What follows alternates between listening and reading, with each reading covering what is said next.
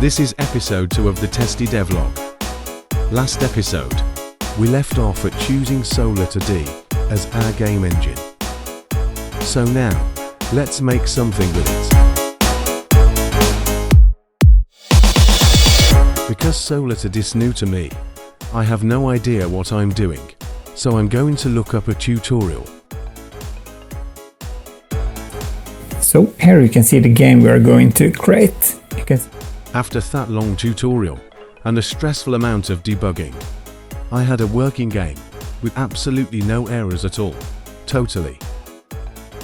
That was just a small dodging game to see if I can use the engine.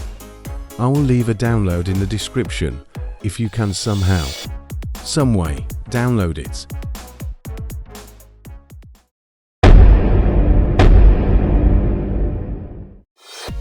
It's about time you create the actual game.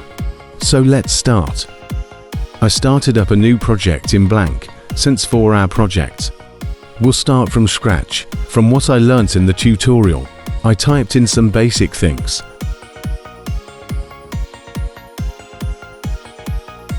I created the player to be a square, and can swap it out for a sprite later.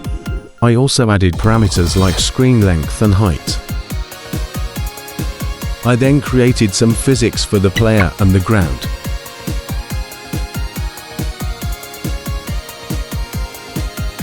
Now, I will make a jump function, which will make the player jump when I click it.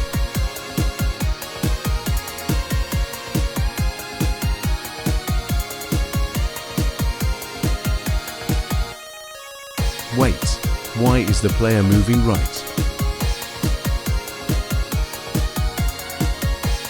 Right, now this should work.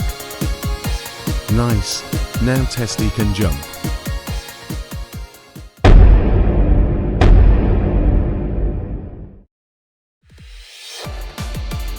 Making Testy jump is quite fun, but we need him to move left and right.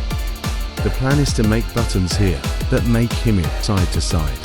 I also want Testy to have his screen split in half. Left for moving left and right for moving up and down.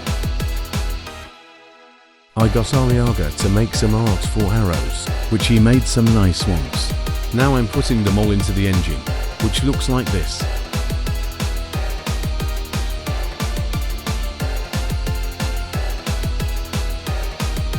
I think this is a good time to end this episode.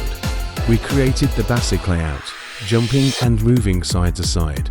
I wasn't able to code all of this by myself, so huge thanks to Solita D Discord server, especially Can and Buttery Popcorn. Tune in for the next episode.